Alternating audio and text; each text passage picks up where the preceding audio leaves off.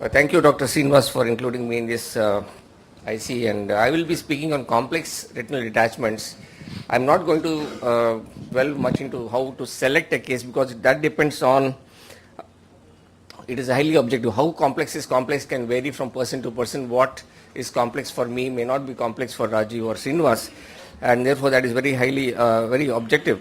Surgeon's abilities and experience is what matters, and machine and setup of the institute is another factor which determines what is complex and what is not. I will be basically delving into the PVR management techniques more than the case selection. So just to show you some videos of some techniques that we follow. This, for example, is a membrane that you can see there. I don't know whether you can see very clearly. There is a membrane, and I have overheard some of my fellows talking on how is this person, this old man, able to find out where to hold the membrane.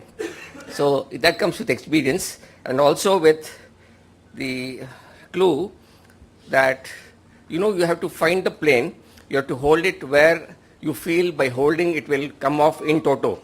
So that is the trick.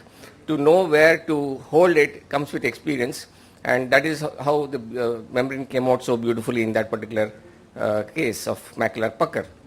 This is another mature membrane which in the periphery was not visible, but because of the configuration of the retina in that place, with experience you know where to hold and you know which direction to pull, and with that the entire membrane sometimes comes off almost magically, and that is what impresses the fellows.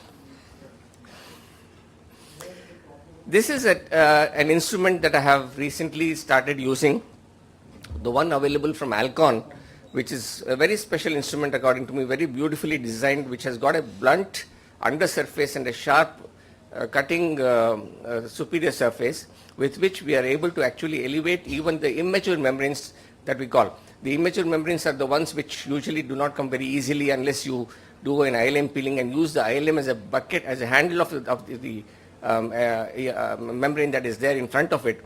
And this is something that I like to use in my patients of immature membranes, where you can actually lift the membranes without causing trauma to the retina.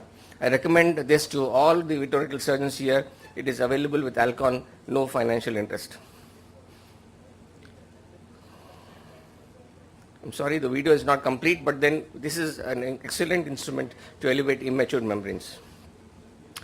Well, if you know that this disc is closed due to a membrane that is holding it tight there, a pucker that is being caused by a fibrous tissue that is there right on the disc, and if you know where to hold, it will come off in one piece. So this technique I would like to show you how easy it is to know, if you know where to hold, to relieve the traction at the disc.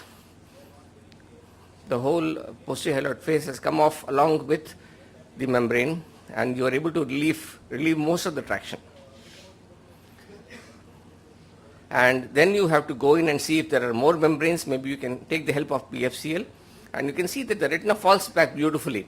Once the second membrane was removed, you saw that the retina was able to be flattened. So this is another technique. This is a video of a patient who actually a recurrence of RD. You can see how the subretinal fluid is coming out. This is the fluid exchange that I'm performing in order to try and flatten the retina posteriorly so that I have an access to the membranes. So a little more vitrectomy. Already vitrectomy has been performed in this patient, but I am using a little more aggression to remove as much vitreous as possible. It looks like the first time the vitrectomy has not been very complete. And then I address the posterior pole where the membrane is actually causing a severe pucker at the macula. And here again I use a membrane peeler to pick up these membranes. I'm sorry about that dazzling light. And once you find the plane and elevate the membrane, you get a good handle to hold the membrane, which then becomes easy to peel. And once you know where to hold, you start peeling. I'm sure some of the senior vitreoretinal surgeons here would point out the mistake that I'm doing here. The peeling could have been done from the same side, which would come off, in a very tangential manner. The membrane would have probably come off easier if I had used my right hand instead of the left hand to peel this membrane, because the direction of pull is towards the right hand sclerotomy, should have been towards the right hand sclerotomy, and that is the membrane coming off. And then at this point of time, PFCL has to be used to flatten whatever is possible to visualize more membranes at the posterior pole, and then address the residual membranes. So that was an example of how a severe pucker can be relieved with the help of a spatula. Subretinal gliosis is also something that is a bane to the ophthalmologist. Sometimes it causes the closed line effect, especially when near the macula. It can cause failure of macular reattachment and poor visual outcomes. Even though apparently clinically it appears flat, on OCT you can pick up subretinal fluid, and therefore you have to remove these subretinal gliotic bands. And a little cautery near the subretinal gliosis, making an opening there, holding the membrane and pulling it out is all that is to be done to remove these subretinal gliotic bands, although very, very gently, not to damage the RPE and not to enlarge the retinal hole that you have made to remove these membranes. So that is an example, a technique which I follow to remove the subretinal gliotic bands. And then of course follow it up with treatment of the hole with fluid air exchange, remove all the subretinal fluid underlying that retinal detachment, and doing the laser. This is an example of a peripheral subretinal gliotic band that is keeping the retina from reattaching, making a hole. Here you need not really cauterize unless you want to visualize it during fluid air exchange, and removing these membranes is very, very easy if you can make a hole near it and remove these bands.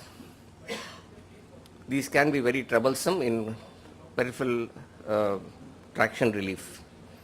This is an example of a very, very thick subretinal gliotic band that was actually a case of recurrent RD, which was due to, the recurrence was due to, or the failure of the surgery, previous surgery was due to this particular band which is so thick here. And I'm just trying to see the anatomical configuration of this band and making a small hole in the retina and trying to remove this very, very huge subretinal band that is causing traction. So these are some of the techniques of removing the subretinal bands. Napkin ring is something which we have to address many times, a ring that is formed around the disc. So this is again something that is to be addressed with cautery, make a hole in the retina, because at the posterior pole vascularity is more. That's the napkin ring being removed, and the gliotic band is then removed in total, followed by fluid air exchange. So these are some of the examples of subretinal gliosis causing failure of attachment. Of course, this is another technique that we have to do in some cases of macular hole RD. RD caused by a macular hole, where we have to resort to ILM peeling on the detached retina.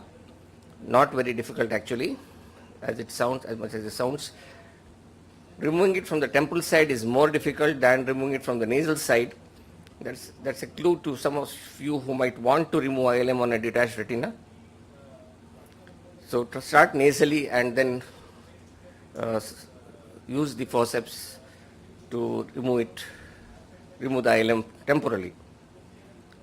One important step that we follow is PFCL usage and fluid air exchange using a peripheral hole for the endo drainage. And you can see here the subretinal air. This is the subretinal air that has come out. Let me repeat this part. So the subretinal air that is here is removed. That is a sign of relief of complete traction, and then the fluid air exchange is done to flatten the retina. This is another video where surgery is being done under oil, peeling a membrane under oil, using oil through the infusion, and using the bimanual mode of the vitrectomy machine, wherein you can inject and aspirate at the same time, inject through the infusion and aspirate using an extrusion. And this is the aspiration being done while injection is going on. And this is my last video where I would like to show you some very difficult case, a very difficult case of a GRT with PVR, where we have resorted to extensive membrane peeling, use of PFCL, use of different modalities of membrane removal using spatulas, using membrane peelers, using forceps, and trying to mechanically unroll the flap of the GRT, which is rolled, using PFCL liberally, doing retinectomy to sort of relieve traction where it was not possible to unroll, after cautery of course. Although you end up with less retinal surface, at the end of it you are able to reattach these retinas. So the most important technique is patience. Patience is the most important tool that you should possess in order to operate on these very difficult cases. Thank you very much.